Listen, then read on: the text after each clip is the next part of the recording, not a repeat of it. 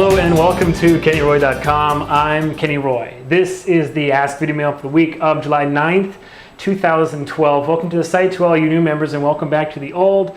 The Ask Video Mail is your chance to get your question in character animation or performance answered in a video just like this one, but I need your question if I'm going to answer it, so please send me your questions to webmaster@kennyroy.com. I go through all the questions and I answer the ones that I think will help the most people. And there's no such thing as a stupid question. It's the best way to get the most out of your subscription. So please send a question today if you haven't already. It's really fun and easy.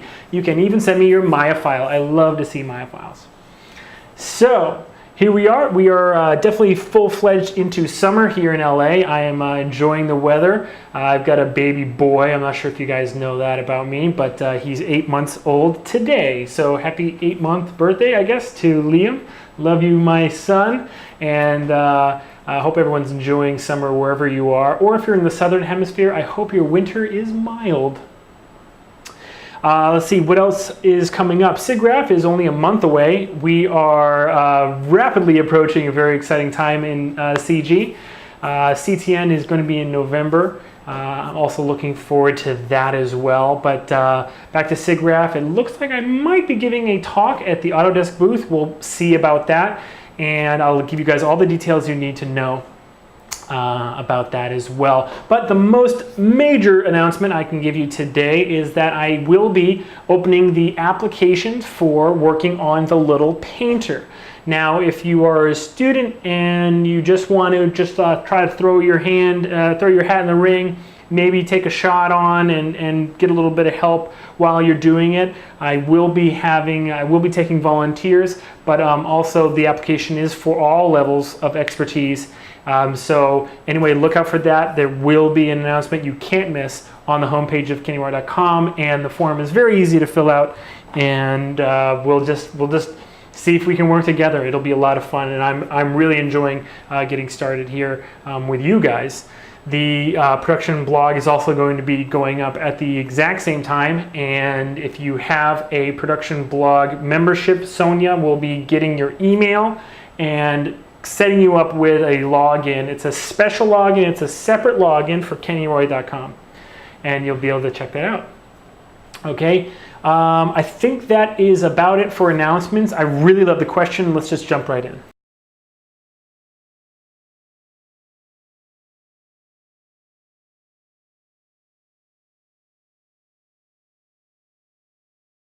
Great question. Thank you for sending that one in. And I told the animator that sent that question in that they were going to love the answer, and so here it is. The thing that I see 9 times out of 10 that is a problem with close-up shots with dialogue is that they aren't approached the same way as a full-body acting shot. Okay? And the major thing that you can totally tell is that the body actions are not centered in the root anymore. Okay? Huge, huge problem. Monumental problem.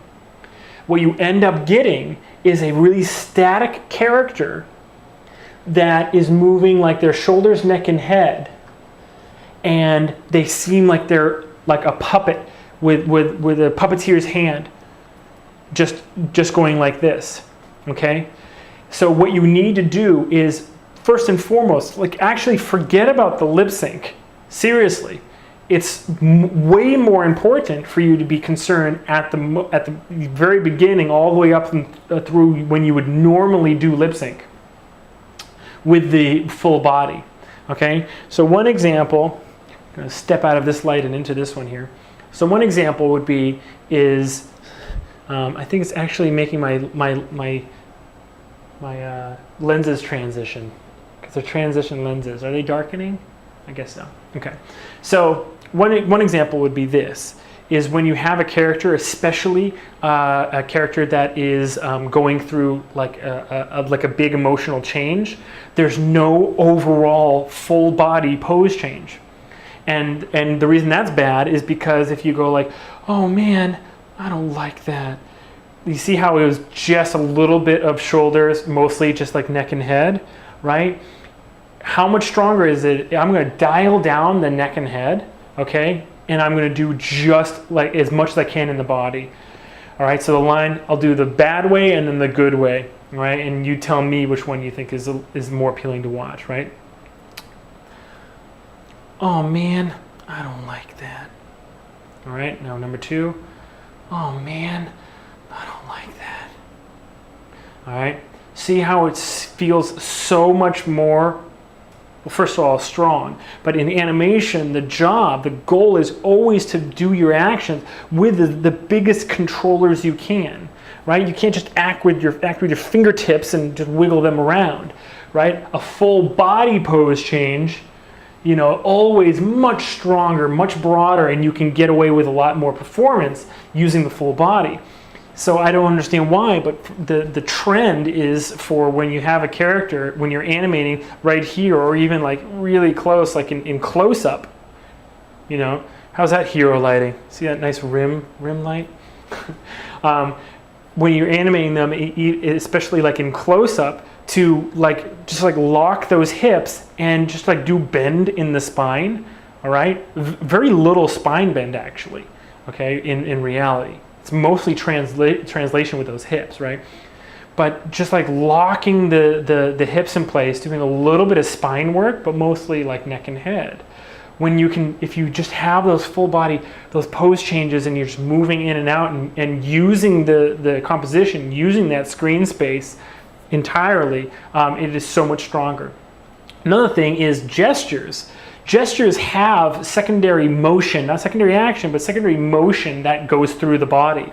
So if someone is gesturing, right, like this, then in the close-up, rather than like just like not even have it, so like you cut from like, well, I don't, and then you cut to this, know about that, man, it like totally dies because you're not doing that gesture. And the best thing is to not only just take that gesture and have that secondary motion that's in your body when you do that, but actually plunge it down into the root and over animate it in the root, right? So at this distance, you know, it might move me just like this much if I'm doing this gesture. See how much I'm moving back and forth?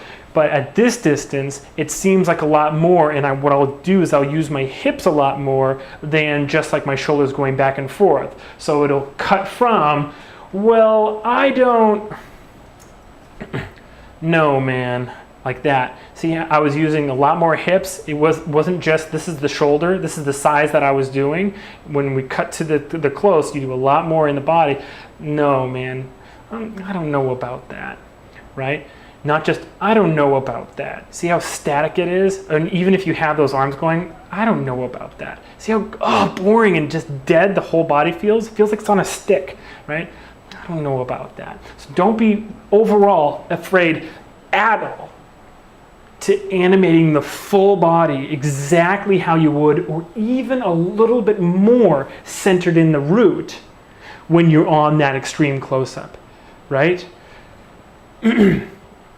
Don't, like, one of your concerns is definitely not keeping the like eyes framed up, all right? You know how easy it is to take a piece of animation where the character is kind of moving just like a little bit too much in your frame, and you're kind of having a little bit of trouble keeping those eyes on frame. You know how easy it is to fix that problem compared to fixing the problem where the character feels completely stoic, completely just like on a stick and like dead. It is night and day. Okay, so extremely important to remember all of those things. Now, getting to just back to the question just a little bit, the lip sync. Is there something that you need to think of differently for the lip sync? The answer is no. You still want to do the lip sync at the exact same time that you would when the character, if you're animating the character just like full body in a full shot, right? You want to get those body motions. Normally it'll be a little bit easier to get those full body motions in a close-up shot, especially if it's short, okay?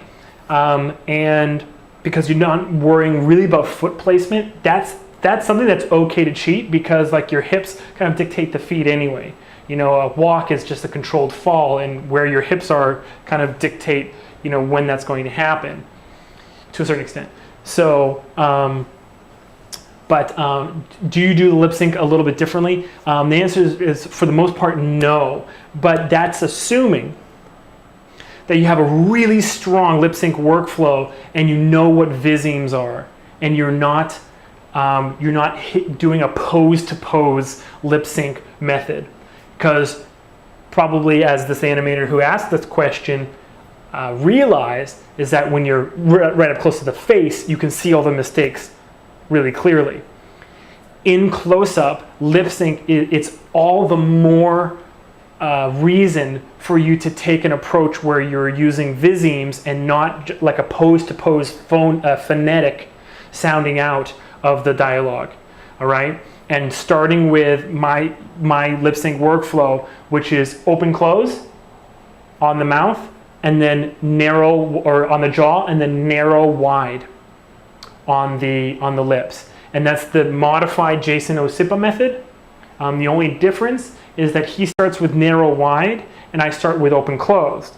And I think that's an important difference. I'd love the chance to discuss it with Jason himself. Maybe I will someday. But the reason I say that open close first is because you can get a perfect jaw pass, but the jaw on 3D models, on CG models, affects what the open and close shapes look like. And because we're dealing with visemes here, the visual shape of the sound, rather than like the phonetic sounding out driving our poses, all right, no poses, right? Because we're worried about that, having a perfect jaw pass on which to build those visemes, those narrow and wide visemes, seems to me like a better method than kind of roughing in those narrow wides and then seeing how they're changed when the jaw gets into action. So I think my way makes a lot of sense. And my way was actually born of, if you haven't heard the story, if you haven't seen the lip sync animation lecture that's in the store right now, you should. And I tell this story in that as well. But my workflow was born of my second job, I think, in animation. And I had to animate pretty much 30 seconds of lip sync every single day. And when you have, and it was at 30 frames per second. So when you have 900 frames of lip sync to get done in a day, plus body, I was doing a lot of other people's lip sync, plus body movements on my own animation. You get a workflow. You have to cut out all the crap that just does not work. It's got to be gone. There's no time for it. So that's how I got my method. And then 10 years later, I saw this book called Stop Staring, and I was like, oh my God, this is it. This is perfect. This got put into words. So just to wrap everything up, no, don't change your workflow for a super close-up shot. You'll just find some things go a little bit quicker. But you definitely want to continue to center all those motions and still do full body posing in the root. Okay? If you're finding that your character is just like doing too much, well then that is every indication to you that it wasn't time for you to go into that close-up, right? Because your character has some full body posing to get done. If you went into the close-up then, you would have been killing the energy of that scene just to get a close-up. Do you understand? A director on a set doesn't say to his actors, okay, you're going to run over here and then we're going to turn around and we're going to go close, but don't move when you're right here, and it's a huge action scene. It's like, wait, then why are we going into the close-up here? If I'm turning around and I'm waving my arms and gesturing or whatever, I'm going to be all over camera. No, don't do that. Just stand still when you turn around. Just stand really still so I can get on your eyes. Tarantino does that sometimes, actually. That might be a directorial choice, but for our purposes, what we need to focus mainly on is it the appropriate moment for the gestures and the energy of the scene, the whole sequence, not just your shot, to go in and actually get that subtle performance. And most of the time, you guys are making the right choice. Oh, good, now I want to zoom in and like, this is when he realizes, oh my God, he's going to die or whatever, and then you zoom in. That's a great time to do it. But if he has a big breath in that moment, don't have him go like this. All in the root. Okay, that kind of thing. Thank you for the great question. I love to see more questions like this. It's a joy to do these videos for you guys. I hope you enjoy them as well and get a lot out of them. Send your questions to webmaster@kennyroy.com. I'm looking forward to reading a lot more. I will give you guys some more updates as we approach SIGGRAPH, and look out for the little painter announcements on kennyroy.com. It's been great. Good luck with your animation, and as always, rock on.